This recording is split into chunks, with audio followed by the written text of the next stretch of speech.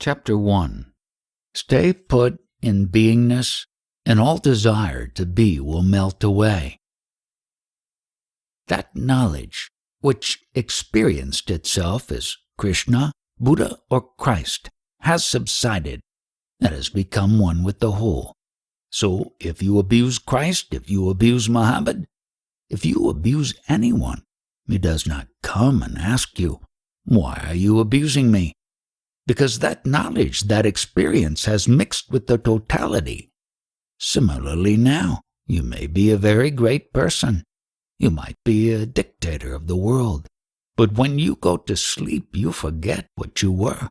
Your name, your body, your age, your sex, your nationality, everything. This sense of a separate identity is very limited and not the truth. In fact, it is totally false. So if that is the situation with Christ, what is the case with you? Or you may be a humble, virtuous person. Whenever you go to sleep, you forget sin, virtue. You forget yourself. What is the basic fact? It is that you forgot yourself as an individual, which gives you deep rest. When you go to sleep, you might have had sex with 100 women or 100 men. At that time, you were enjoying it. But when you sleep, when you take rest, that sensory experience is not there. So then you do not have an identity, no weight at that place. Don't say you are so-and-so. You are an individual, you are a man or a woman. Just stay put. From there you can move ahead. That is the truth, that is the fact. From there you can go to reality. And then whatever is manifested will arise and subside. It is like sunrise and sunset, waxing and waning. That desultory manifestation you cannot be. It cannot be the real you. Whenever there is a sense of individuality, personality, or separateness, you have so many wants. You want to see a movie. You want to hear music. You want to play. You want to have sex. You want to eat fancy foods. You want to consume intoxicant. But when that sense of separateness is not there, when you are one with the totality, these things are not desired. And spirituality, or what you call religion, is mainly to understand this, that you don't require anything, that you are a part of the totality, or reality. When you grasp that, you don't have any of these needs. But so long as you are separate from things, you need everything. To exist as a separate individual constitutes the entire problem. And all of these things, the various sense caterings, all reading, search for knowledge, for pleasure, everything is related to that. Once all that subsides, there is no more problem. Then the bliss you experience is true bliss. The foregoing, however, is not a ban on activities. Do whatever you want, but never forget the reality. Never forget what you really are. You are not the body. You are not the food. You are not this vital air, prana. Whatever has appeared is a state, and as such it has to go. Most of you are not going to understand what is being said here, because you are taking yourself to be the body. Whatever knowledge I am conveying is not directed to the body, with you as bodily entities, as different persons. So long as you are firmly convinced that you are the body, whatever I am telling you is not going to be of any use to you, because whatever knowledge we take it as body-mind, since it adds to our existing store of information.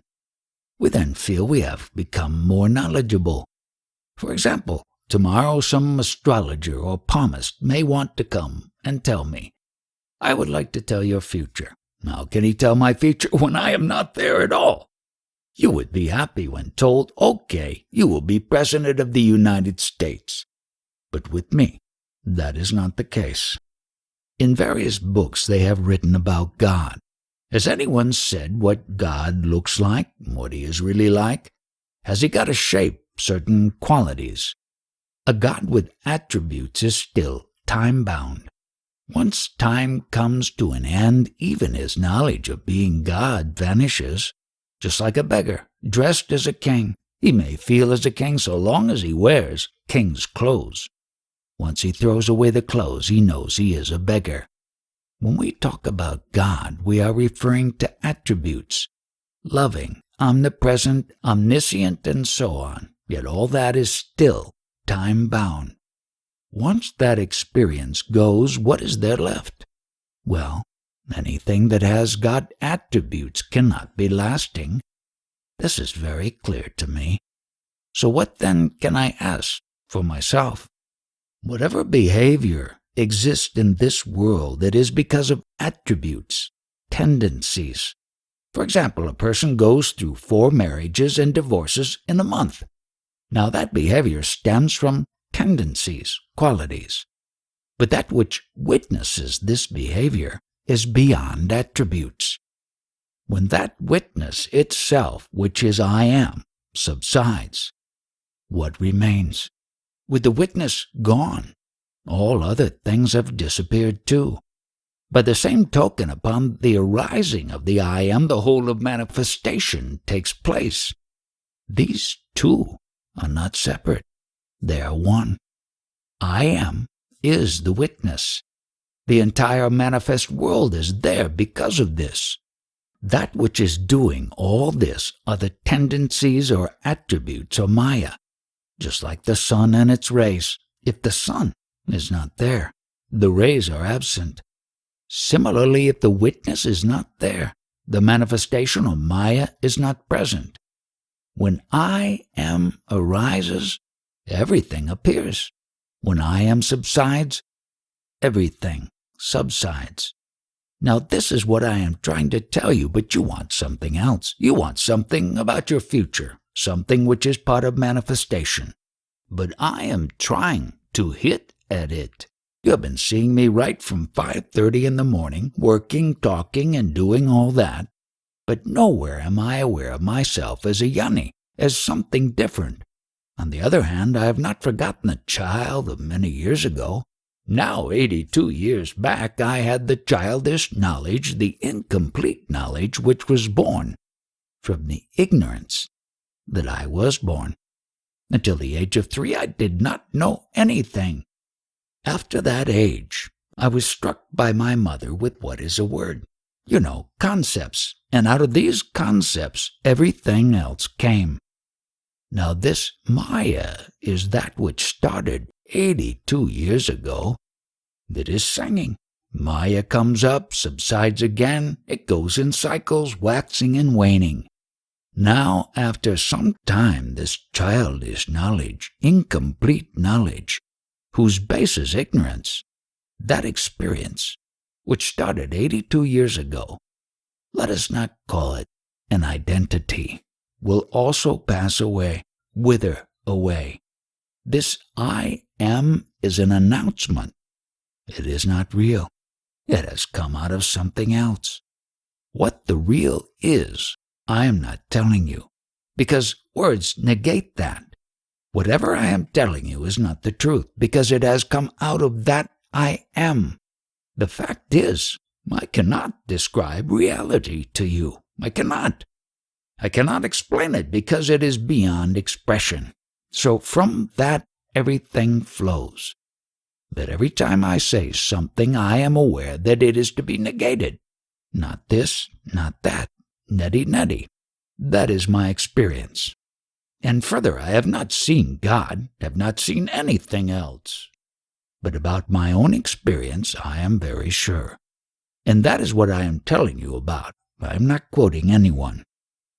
Because that food body is there and that slice of bread, the I amness appears. Since this is dependent on the body, it is ignorance. Therefore, this I amness knowledge cannot remain permanently. It is a function of this food body. So long as the food body is present, this I amness will remain. Thereafter it will go. As was said before, the same child knowledge, that I amness, still persists. the I amness view appeared in the child body, as it is here today. But because of Maya, continuous changes take place. The situation has changed, but I amness still continues. For how long? For so long as the food body is viable. When the food body is dropped by the vital breath, the I amness will set. So I amness is not permanent either. The consciousness is not permanent. Our Prime Minister has some firm ideas about himself and whatever concepts he entertains. He does not want to change them, ideas of God, etc. We human beings have so many pet notions, preconceived ideas. Whenever we listen to somebody whose ideas tallies with ours, we agree. Otherwise we reject. Similarly, those yanis who state they are established in the Absolute are actually in beingness.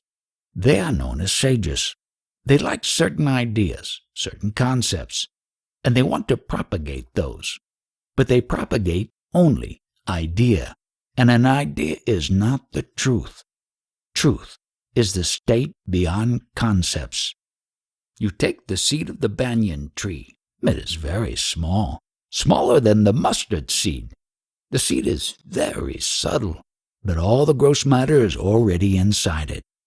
Do you see the paradox? Similarly, your essential being is the subtlest, yet it contains the whole universe. Another point is, what do you mean by seed? Biya means second creation, and thus signifies that the past is being repeated. It was a tree. The tree got concentrated in the seed, and the seed recreates the past history it contains.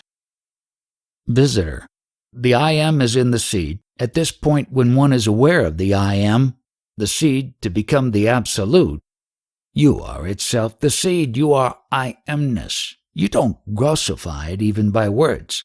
The inner core, the self, what is inside. All this is inside that seed. Maharaj also said that the inner core is light. No, light here is meant only symbolically. It is not light, like this, self-luminous. Everything is truth, the Absolute. This Brahman is created out of your beingness. All this Brahman is illusion, born out of ignorance. For your beingness, from the Absolute standpoint, is ignorance only. Again, out of ignorance, this beingness develops everything, the entire manifestation. On the Absolute, beingness appears, and out of that comes illusion. And illusion occupies the truth. So what is the way of reversing this process? Recede. Recede. The lion, wherever he goes, looks back. Like that, look back, go to the source, the seed. When you pursue the spiritual path, the path of self-knowing, all your desires, all your attachments will just drop away, provided you investigate and hold on to that with which you are trying to understand the self. Then what happens? Your I amness is the state to be. You are to be, and attached to that state.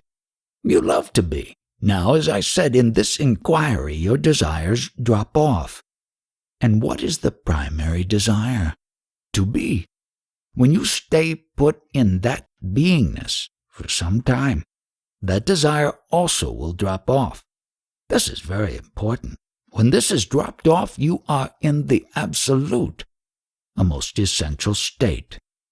That is the exact feeling that came over us today. There is a certain sadness in realizing that, and yet greater understanding of the Absolute. Sadness because that I amness was sad. You know that there is being, and you are going towards non-being, and there are all the things of being, and you know that they are really nothing. But it was fun. It was a great illusion while it lasted. Your true state, stay put in that. It is ever there, in its pure state undisturbed. Only that consciousness, I amness, is consciously receding from the Absolute. That you are present only. There is not the slightest movement from you. It is winding up the show. Would you say that a little more clearly? Yes, when you are in consciousness, you understand the nature of consciousness and you recede. Your progress continues. This consciousness is slowly extinguishing itself. Knowingly it is disappearing, but nothing affects you, because that is the absolute. Just like when the flame is gone, the smoke is gone, the sky remains. Beautifully said. That is the Brahman of death, the moment of death. Watching occurs, the vital breath is leaving the body, I amness is receding, vanishing. That is the greatest moment, the moment of immortality. The body, the flame, that I amness is there, its movements are there, and I observe. And it is extinguished. The vital breath deserts the body, that flame is not there. You observe that. That observation occurs to you. The ignorant one at the moment of death is in great fright. He is struggling, but not the ani. For him, it is the happiest moment, the most blissful one.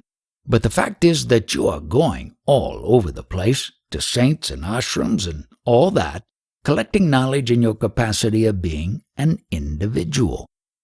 Don't do that. Go beyond. This amassing of knowledge is not going to help you because it isn't a dream. This dream will repeat itself as a human body, as so many other bodies, as an animal, or as a god, anything. This is not the point. Try to understand what is being said here. That is the only solution, and will lead you somewhere. What is the relationship between me and you? I don't care whether or not you come here and listen. If you find it, you take it. If you don't want it, go away. The space in this room is neither against nor for, nor in love with the space in that room. It is one. Similarly, I am not bothered. The knowledge I am giving out is like a stream, like a flowing river. If you want to utilize it, take the water, drink it, assimilate it, let it flow by itself. I am not charging you anything. You are spending a lot of money every day. Come on, you keep the money and take my water. Similarly, while talking about it, I take you to the source of the spring. There, water is coming out in a trickle now. This trickle subsequently becomes a river, an estuary, and finally the sea. I take you to the source again and again. Once you arrive at the source, you come to know that actually there is no water. The water is purely the taste, the news that I am. This body-mind is created out of mischief. So whenever I say, don't ask from the body-mind consciousness and you comply with that, it means you are out of mischief. You will not ask any more mischievous questions. After listening to these words and understanding their meaning, stay convinced that you are that. You are the totality. Then, out of that, tremendous blessings will come your way. You become a Mahayu, that is, you merge into yourself, union with yourself. There is only one principle. The principle is that you are. Because you are, everything is. Hold it firmly to yourself. What is your aim? Do you really want what I am talking about? You have heard what has been said. Now live accordingly and remain with it. You are indulging in worldly activity continually. Now, before you go to sleep, forget about all that and start reflecting on reality. Because we can all break away from society. And the next thing is, don't run from door to door. I am of the opinion that most of you are doing that, just amassing knowledge. There is no point in that.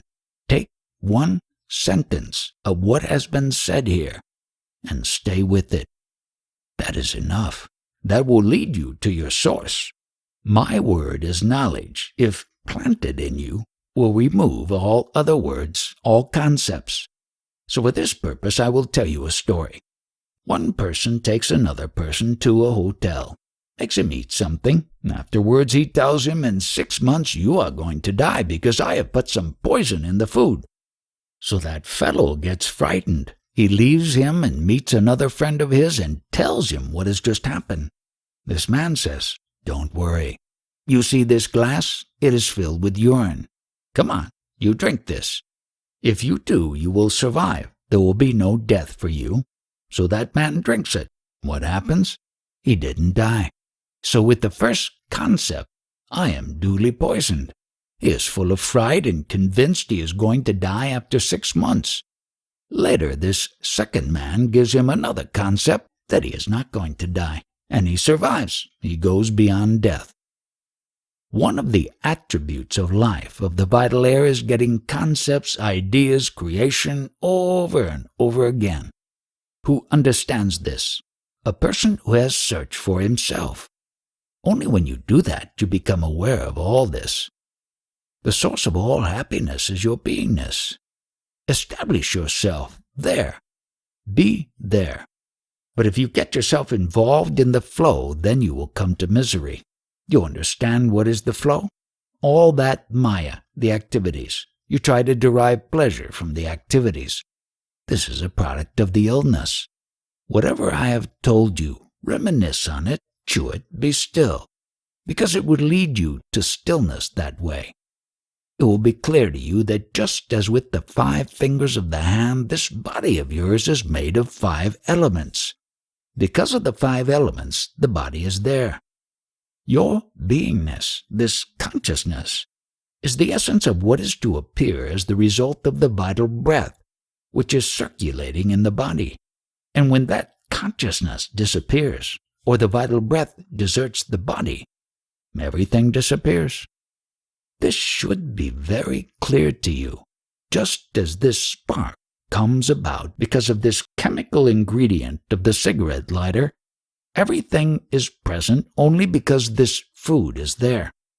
So you understand that your I amness or consciousness is there because of this food body, and because the vital breath is there. And you will be able to watch all these elements, your body, the vital force, and your beingness. When you are in a position to watch all that, you get established in reality. One can get rid of habits only with considerable difficulty. Once the habits are formed, it takes quite some time to get out of them. Similarly, although you have got this knowledge now, what it gives you, you don't know yet, because you have been associated with the body-mind for such a long period. To get rid of that will take some time. But for you to become established in the knowledge, reflecting and meditating on it is very essential.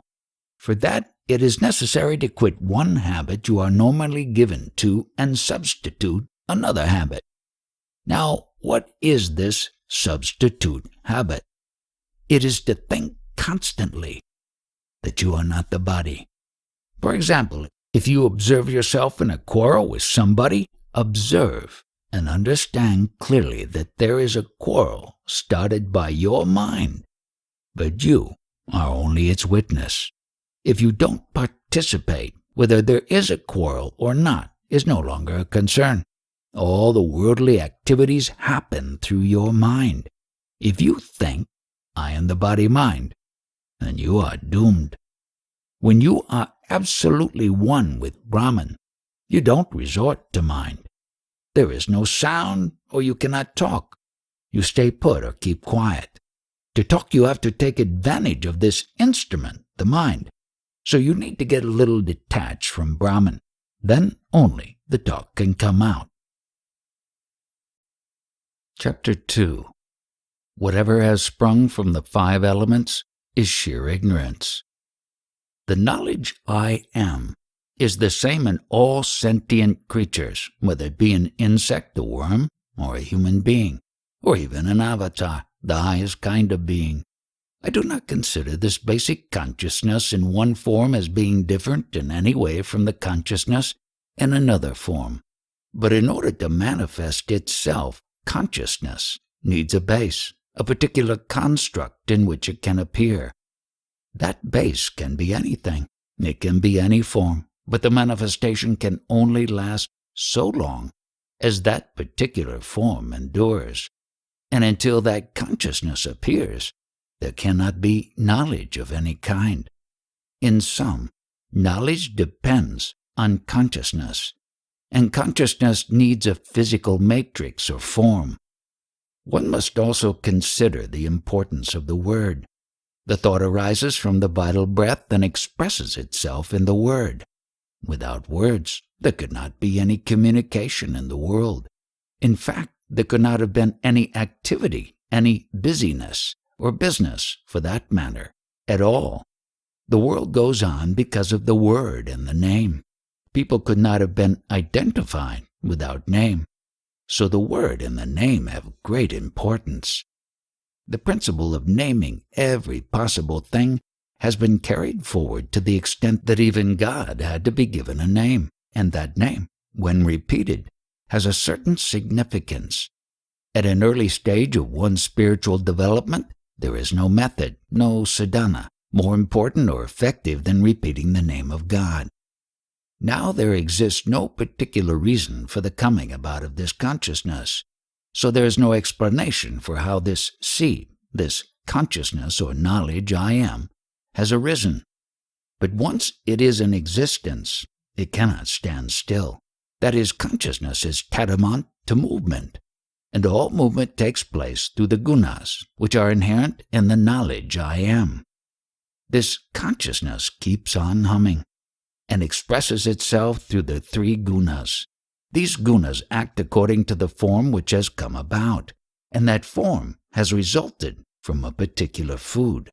Behavior and action result from the combinations and permutations of the three gunas.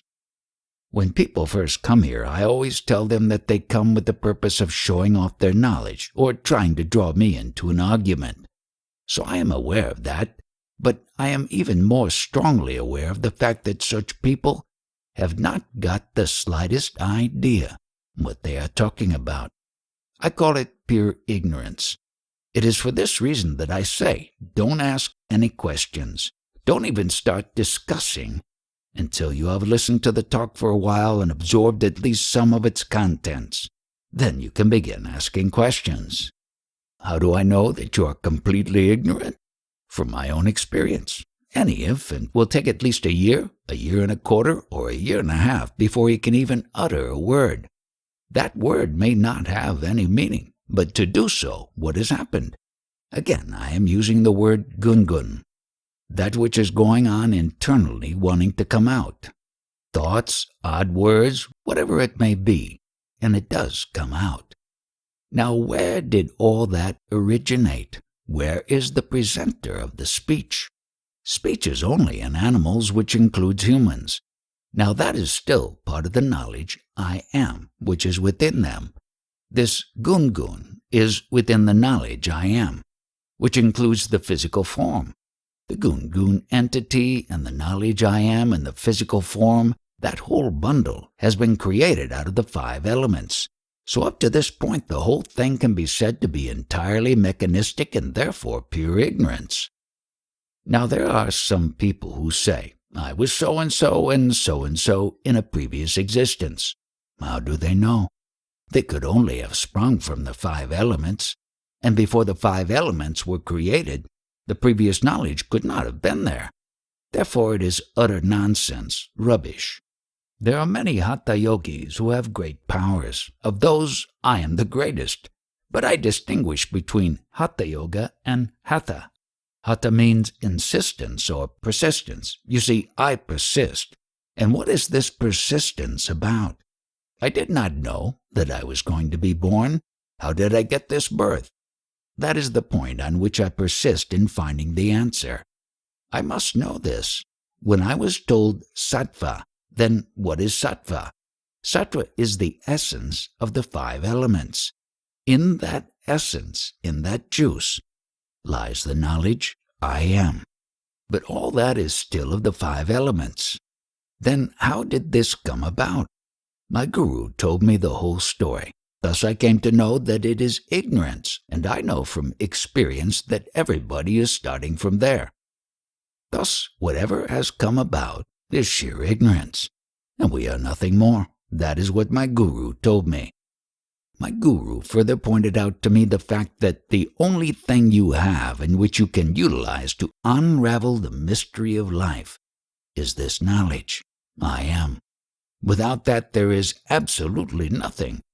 So I got hold of it, as my guru advised. And then I wanted to find out how the spiritual aspect of me came about without my knowledge. That again is the result of the 5 elements. Therefore, I repeat, I know from personal experience that if anybody thinks he has or is something special, it is sheer ignorance. Even if this body were to last for 1,000 years, any experience with it that has come about during that period is necessarily based on this I amness, which is based on time, which is a product of the 5 elements for which I have no use at all. On my pure absoluteness, which has no place and no shape or form, this knowledge, I am, came, which also has no shape or form. Therefore it appears, and it is only an illusion. Intelligent people, extremely intelligent people, come here and ask me questions, and I answer them. So what happens? They don't accept my replies. Why? Because they ask me from the point of view of identification with the body-mind. And I answer them from a point of view which is without such identification. So how can they understand me? How can the answers possibly tally with the questions? Who are asking the questions? It is the persons who see themselves as existing in time, with the birth of the physical body as their base point. Therefore, they ask questions from that point of view. But that view is false. It is a figment of their imagination, purely a bundle of memories, habits, and imagination. They consider that as the truth, yet it is sheer ignorance, having no basis in reality at all. The date to which you are attaching so much importance met you when the body was born, and from that day onward you have been considering yourself as that body. What was there before the body came into being? Only that may remain after the disappearance of the body and the elements. And before that body is gone, on that final day, even the memory of existence during the prior period will disappear. So whatever happens between appearance and disappearance of the body is only a bundle of memories. Whatever you have accumulated is merely entertainment. All that is in memory and everything else will disappear. Now, if you had really accepted this through proper understanding, you would not care whether this body remains or goes. When the highest principle, this beingness in the body, disappears, how can you talk? When that primary principle has gone, is there any value left? First, the beingness is to disappear. Then also the body will disappear. But the beingness will never know that the body is disappearing, because the beingness itself will already have left. When a child is born, after a year or two, he is able to talk. From where has this capacity developed? From the food essence of the body only, is it not? Internally, he developed this power of speech. The Maharaj has over 8,000 disciples, but does he speak of this knowledge? They depend on this beingness as the truth. They take it as the reality, and all deference is being directed toward that beingness.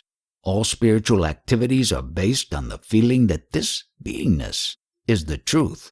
But is it not also the product of the food essence? And therefore does it eventually not become decrepit with the food essence? Don't you understand your knowingness naturally, effortlessly? Once you understand spontaneously, you will realize that it is also a temporary phase. This beingness is going to disappear. And in understanding this, you will come to the conclusion that it is unreal. And the one who understands its unreality is the eternal. Now, continuing to explore this vein, can you hold on to some identity that is exclusively yours, that will not disappear? Without the help of some food essence, can anybody talk? And can anybody incarnate himself without the help of a body? Now, I have been invited to go by car to talk to the people of a village. Will anybody be able to understand this kind of talk, what I am driving at? The problem is, after such a talk, might the people not obtain my address and come to get me? No, the locals may not. They are not such type of people. But the foreigners may try to attack me because I am criticizing Christ. I have indicated knowing the true position of Christ because he talks about the same thing. What was done to Christ might happen to me also, because Christ started telling the facts, the truth, and people got enraged and crucified him. They dared to shed his blood. Since my talk will be beyond the scope of this understanding, some of the audience may become very upset and disturbed. They will say, "It's no use, we must finish him off." It is because of the command of my guru that I am doing this, participating in all these talks. When I go to that village, I will have to discourse about God and purity. I must take the devotional approach. But if I gave the kind of talk that I am giving here, they would not be able to understand it. I should talk on their level of understanding, God, purity, and devotion. Chapter 3. The Ultimate Medicine. When the 5 pranas, pancha pranas, become purified, concomitantly the sense organs become purified and the mind also becomes pure. And when the mind is pure, the language of the sages becomes intelligible. Without such purification, it is not possible to understand the sages, and ultimately that purification leads to self-knowledge, to the self. Does this purification arise as a consequence of applying oneself to meditation on the sense of I am? And is that one's central responsibility? I am referring to what we call the sattva, signifying the essence of the food that you consume. This body is nothing but food for the consciousness. Now the quality of this sattva is the beingness or the knowledge that you are, the I consciousness. And ultimately you should know this sattva, what it is. But for the moment I will tell you this is the essence of all the food. Your question was whether through meditation this purification takes place. Yes. And how this happens is that by meditation, the sattva quality gets predominant, the mind gets purified, and the knowledge of the self is made possible. Just as the quality of sugar is sweetness, so the quality of the sattva, the essence of food, is this knowledge, this I, consciousness, or as we also call it, beingness. Just as the sweetness of, how can that be the quality of food? I am just not clear on what you are trying to say. Food can either be very tamasic or rajasic. It depends on the food chosen. Are you talking about food in terms of whatever thoughts, instructions we ingest, or just simply the gross elements we take in? Ultimately, the food has taken this form, which is the body. Now, in this body, which is nothing but food, an entity called sattva is present. There is some connection between this sattva and the food. It is not simply that the food is this sattva. The latter is somehow a subtle product, some essence of the food. Is that clear? It's becoming clearer. Then there is also something called the mula sattva, the origin of sattva, original essence. Its quality is that you come to know that you are. So in your body that primordial sattva or mula sattva is present because of which you have the knowledge that you exist. Another thing concerns so-called sickness. If anything goes wrong with the sattva or the material of the body, there is some disorder which is termed sickness. How do the doctors rectify that? By giving you medicine. The medicine is also a kind of sattva, so that medicine rectifies this disorder and then the sickness is cured. Sometimes, actually this beingness or knowingness itself is the misery, prior to the appearance of the beingness. You did not have any problems. They started only after its appearance. To repeat, with the form, the beingness appeared, the knowledge that you exist, and along with that came all the problems. So this knowingness or beingness is nothing but misery. Any comment on this? Do you agree? I agree with that, yes. Sometimes I feel that illness arises as a lawful consequence of what people do. At other times it just seems to be something built into the body that we do not understand and it just arises. It has a force all of its own. and either it will be dissipated when something counters, again, this beingness, the knowledge, I am, which I call uprado, is a source of trouble. As I said in the morning, as the result of happiness, this source of misery has also begun. In this upadro, in this primary essence, lies the knowledge, I am. You know that you are. I have no argument with this. You see, the quintessence of this body essence is ultimately the knowledge, I am, that is sustained by this food essence body. Do you follow? I follow it. Now, this quintessence, that is the knowledge I am, in the period of a day, there will be moments when miseries are experienced by it, because it is in its very nature to experience those. Thus, with the appearance or happening of this I amness, miseries are bound to follow, a natural corollary. They usually outweigh the pleasures. This beingness has two aspects, deep sleep and the waking state. I amness means that the waking state is there or the deep sleep state is there. So, how do you mean I amness signifies the deep sleep or waking state? I don't understand that. You know in the waking state that you are. In the waking state, yes, I know that I am. When you go to sleep, you do not know that you are. Isn't that so? That's true.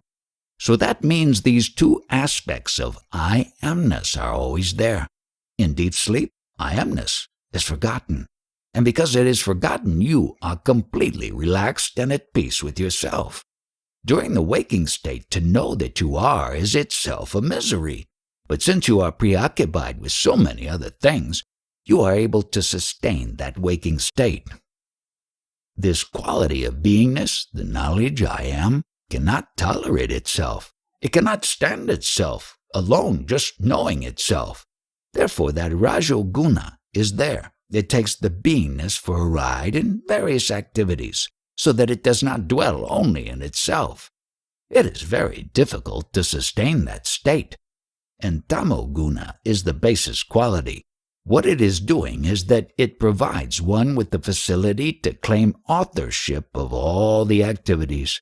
The feeling, I am the doer. Rajoguna takes one into all the activities. And Tamoguna claims authorship or doership for those activities. But understand fully that whatever is happening takes place because of these three qualities. Sattvaguna, Rajoguna, and Tamoguna. They are not your doings. You are completely apart from that. I stress that time and again. This is the play happening in these three gunas. Again, understand you are experiencing this sattva guna, the knowledge I am. This I amness is experienced by you, the Absolute. But you are not the I amness. What have you to say on this? What could I say? I don't have any comment. What I am expounding here is not normally expounded anywhere. I know, that is why I am here. Having understood, realized, and transcended all these three gunas, I know full well their play. That is why I talk like this.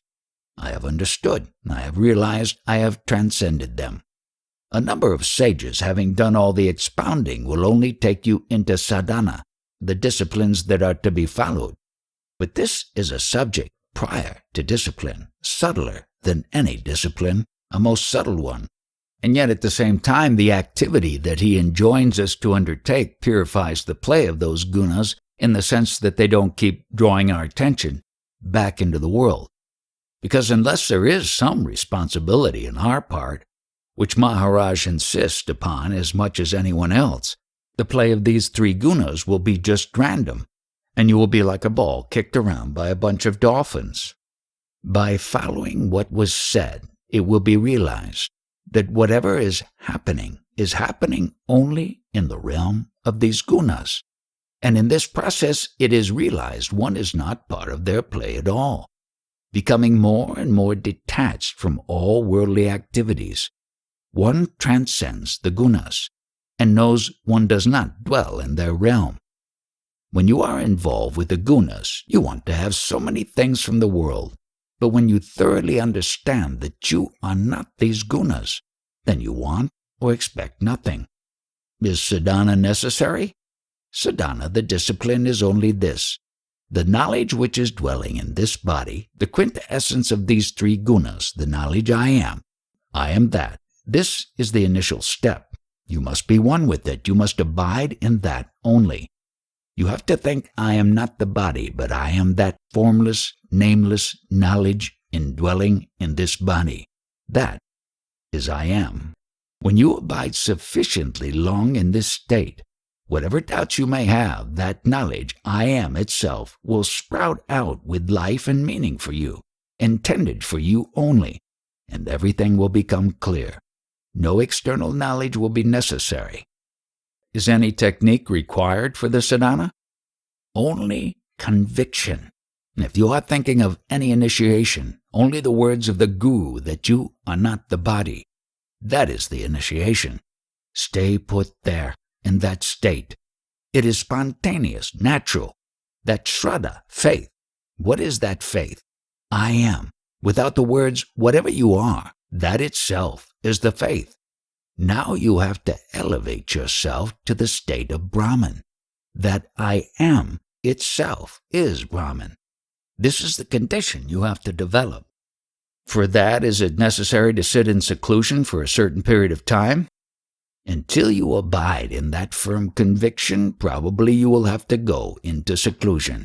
But once you abide and stay put firmly there, you know you are that only. Then, even if you are in a crowd, you will not have a fall from that. At the moment when you are realized, you are that. Other times you are only contemplating that you are that. You are trying to believe that you are that, but the moment the conviction comes, is that the realization? Yes, that is the moment to know. So when you are realized, what are the signs of realization? No symbols are available, because only you shall prevail at that moment. But will one see anything specific? You know, surprisingly, there may be so many things you see. You might see lights. All this illumination is due to what? To Atma Yoti, the light of the self, self-illumination. I have read in several books that simultaneously with the realization there is an awakening of the Kundalini. Is this a fact? What you are saying about Kundalini happens to him. I am not dealing with that. Happens to whom? To the one who is expounding that idea. I don't deal with those concepts. That is Muktananda's sphere. And several other people say the same. My approach is different. I don't expound that. Is the result not the same? Whoever attained realization, we are merely told about it. But there is no actual proof. We are told by the realized yogis that whenever they got realization, supernatural powers were acquired. Strange lights appeared to them. They went into a different sphere. Something terrific happens to them at the time of realization. You might also have visions of various gods. Anything might happen. But that does not mean that you should dwell on those concepts. Yes, but can those things happen? Yes, but in the process of trying to experience and observe all these things, it is easy to forget the way towards self-realization. Those people are studying, as it were, on the TV screen. That means they still want to be in an experiential state. They do not transcend that. What Maharaj is expounding, speaking the language of the Gita, is it Jnana Marg? No, not the Jnana path. Abidance in knowledge is different. Jnana Marg means you are walking a path. Your destination is the knowledge I am. Abidance in that knowledge. That is, according to the Gita, Jnana. Marg means you are always trying to walk. I do not want to do any walking. When you talk about path, you think the destination is far off and you have to walk there. The point is that you are right at the destination. So where's the necessity of any path? Is it easily attainable? Spontaneously, it is the natural state, the destination. Unfortunately, you are connected with various types of concepts and you are bogged down in the quagmire of those concepts. As it is, you is most spontaneous and natural. Again, I will put it another way. In the Gita, I do not want you to seek support in anything external. There are only two entities, you and me. don't introduce a third person or a third support. The dialogue is strictly between us. What difference is there between you, Maharaj, and Lord Krishna? I don't know what you mean by difference, for that term does not occur in my vocabulary. So if I quote Lord Krishna of the Gita, for my own satisfaction, is it? If you don't enlighten me, who else will? The knowledge you are is Lord Krishna. Okay, so my knowledge, that is Krishna. My knowledge is that devotion is the easiest way, and either Rama, Krishna, or anybody, even Guru, you concentrate on that. Don't even think that I am who I am, this and that. It is better to be an ant than sugar, and with devotion you take his name, the Lord's name, or the Guru's name, and you get the realization.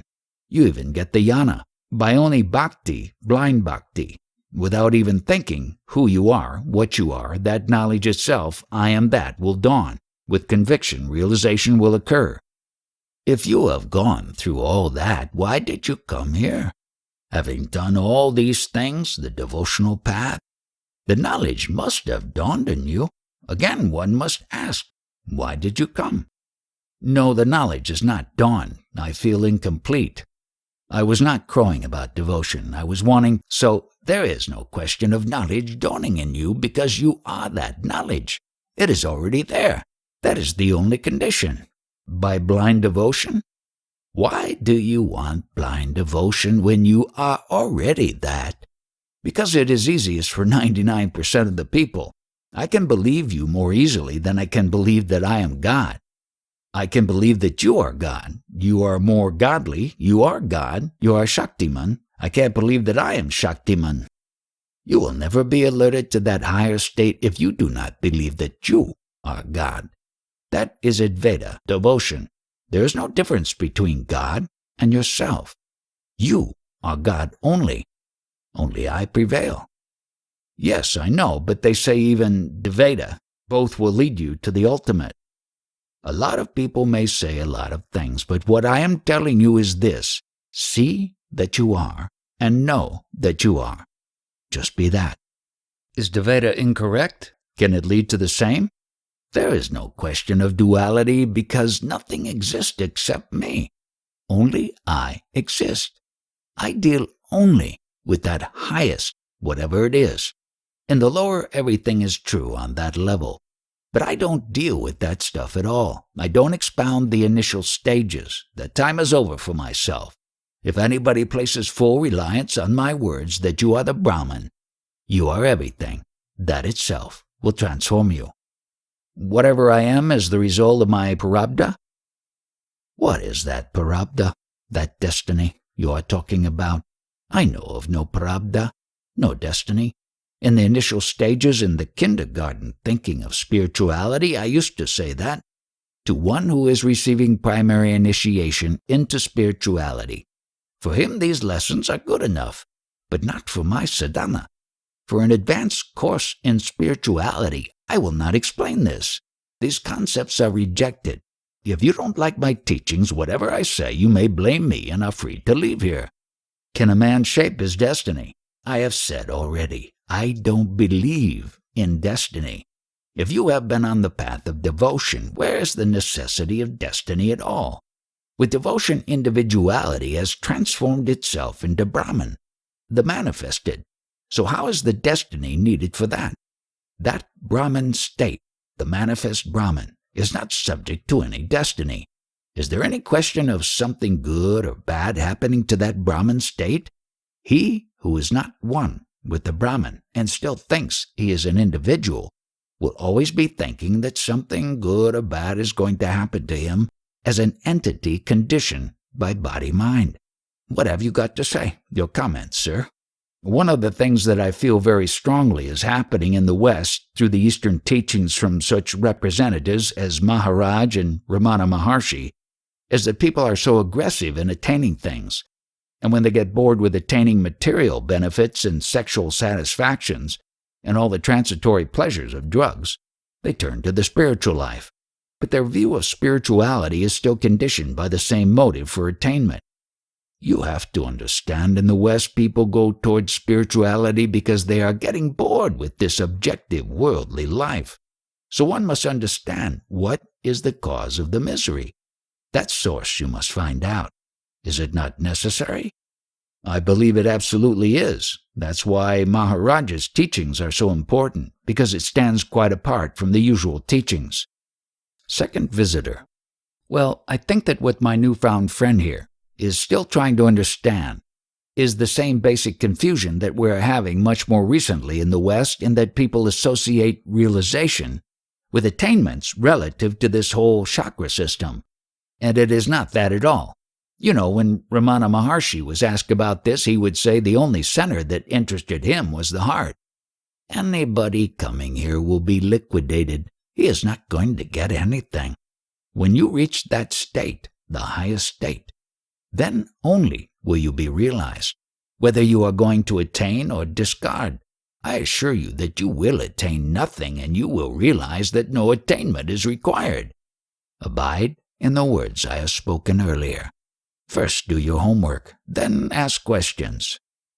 I would like to know from you what medicine is there which will help you to know that you are, and put to use that knowledge you are. Maharaj's instruction, that is the only medicine I know. Continue to come here if you want to investigate what you are. Track down what that you are is. Investigate that medicine you are. And don't expose all and sundry to what I have told you. Keep it to yourself. Interpreter. To many he will say, don't ask anything, but listen. By merely listening, they understand. Most of their doubts will be cleared. To that lady in the morning, he said, just listen. Don't ask any questions. That can be very effective too. In the flow of the talk, many doubts will be cleared. He is sure of that. Why is there such a divergence between different gurus, rishis, and realized yogis? Perhaps they are not realized. No, this is to be explained as follows. Although consciousness is universal in the knowledge you are, and whatever knowledge there is all common, its expression through the body and the mind is individualistic. There everything is different. Therefore the path expounded by each sage will be different. It is bound to be so. All those several paths they will lead to the same. Is it not that all paths lead to Delhi? The paths will be different, but the destination is the same. So you can't compare the path or what I am expounding with somebody else's. In your method, may I call it method? Have you noticed any siddhis? No, but that is my own doing because of the commands of my guru. My guru told me, although you are realized, you will have to expound knowledge only. No siddhi powers for you. I was very eager. I thought, I'll get certain powers, do miracles, remove the sickness of people. At first I was thinking along those lines as an initiate. But my guru told me, nothing of the sort for you. You have to expound knowledge only. There were to be no powers from me. And then he also told me, you must repeat all these bhajans 3 or 4 times a day. You have to do it. He said, for the sake of all the ignorant people, we have to do this. I do not want to take you by the traditional, conventional, tortuous ways. That is why my teachings are better liked by the foreigners, because none of this traditional, conventional thing is there. The worshipping, the rituals, nothing is there. That is the devotional path. But what I am giving you is Atma Yoga. I am not doing Bhakti Yoga. That is bhajans, etc. It is happening, going on by itself. Bhakti Yoga means a devotee trying to link up with God. It is not only going on here, it is going on everywhere right from the ants. This means that everybody has that bhakti. Even an ant wants to live, which is the same as bhakti. But that ant does not know it. Only a human form. My question is, even a Yani's bhajans are devoted to some god, say Krishna, which takes for granted saguna bhakti. To the interpreter, are you convinced by the answer? Then in turn you can convince me. Interpreter, what has happened is this. As a Yani he would have remained unknown to the world. That is what his guru thought. So he told him, when Maharaj asked how he could repay this debt after he got realization, you cannot repay this anyway. But if at all you want to repay, you must do bhajans 4 times a day. Now the purpose of his guru's command was that when some bhajan goes on somewhere, people were alerted to the fact that this is a place where worship of God is taking place. Difficult path to achieve Brahman, or self-realization. Although we are attached to the whole world and are moving about in it, the root of our attachment is self-love, knowledge of one's existence. I like your teaching as it is the truth, so where's Rajneesh's moral sense and responsibility as a teacher? It is all fun. He knows it is not real and he wants to have all the fun. That is his idea and his concept, and he also wants to create a peace clan. If he is enlightened, how can he create that illusion? It is all fun. All of the disciples are ignorant, so he has fun with them or makes fun of them. I did a lot of japa and a lot of penance, but I got nothing. I eventually found the right guru, and in a moment, I was transformed. When I met that great guru, Sadguru, unfragmented, whole, unblemished, and complete, I became that. Have self-confidence or faith. If this knowledge is totally absorbed by you, you will not need any words or sacred recitation to achieve the ultimate. Whatever is created is by the knowledge I am. Waking up happens to the body. Something was aware of this body. The witness cannot be in the absence of the knowledge I am. Who are you seeing if you are not aware of the I am? You have covered everything with this I am knowledge. The 5 elemental world is only the creation of this I amness. Is there any knowledge of the state of transition from the absolute to the I am? Don't ponder on that transition stage for the time being. Dwell instead on the fact that your own consciousness is the whole universe, and be there. Be cautious when such experiences arise that get you that experience. Be alert here to the I am, and all other experiences will be transcended. The next elevation will only come when you abide in the self, when you are convinced that all of consciousness is myself. When this conviction is firmly embedded, then only will the question of the next elevation arise. Dwell on the principle of that state for a sufficiently long time. All the greatness, significance, and magnificence of the entire world is dwelling in the principle you are, and I am. That is the prop, and that itself is the greatness. There is no other remedy, no other path, except implicit faith and conviction in the self. There is no alternative. You are still fidgety. The body does whatever it wants. You have all this excitement because you feel happy with the knowledge that you have received. Whatever knowledge you have heard and accepted intellectually, you have to be. Take it that you are that. That means no shape and no design. Whatever you see pertains only to that, to your I amness. Spontaneously it is.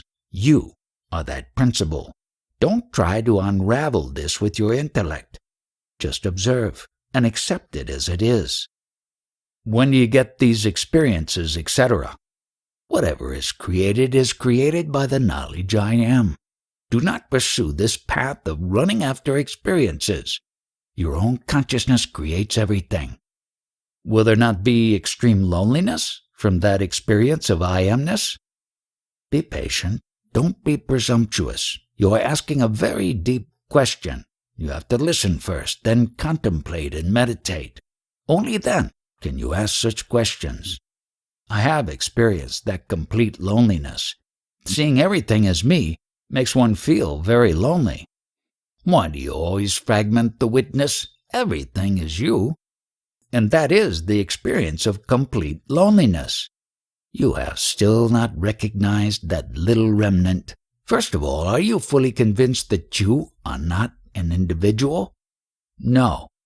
Then don't ask the question. Only when you are convinced that you are not a conditioned man, conditioned by body and mind, may you ask such questions. What is God? All greatness is because of the I am. There is no other path, only this conviction. This is it. The name and body arise from the I am. When hungry, if you want to know who is hungry, just observe. You think that you have understood everything, but it is not so. You are the one who is listening to all of this. Who has understood this? You are all that has ever been created. Only you are there. This knowledge is a new seed, and it is just taking root. Who is the seed? This knowledge is ancient, Sanatan. It has come from eternity. From the eternal absolute which is ever there, a seed appears. That seed is the I amness. It appears spontaneously. Its remnant is in us. This little seed sprouts and the whole world is created. If the morning talks have affected you, then any bodily disciplines will be redundant. They are superfluous and will have no effect on you. Do you remember the state that I was addressing in the morning talk? Both states are identical.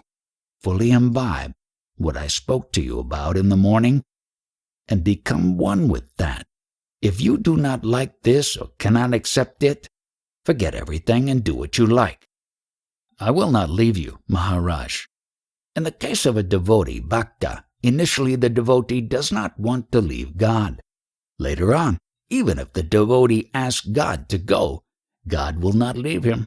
God means the knowledge I am. The knowledge I am is God, Bhagavan. I have been talking for more than 80 years, but this knowledge still doesn't leave me. Is it not enough? What have you to say on this particular point?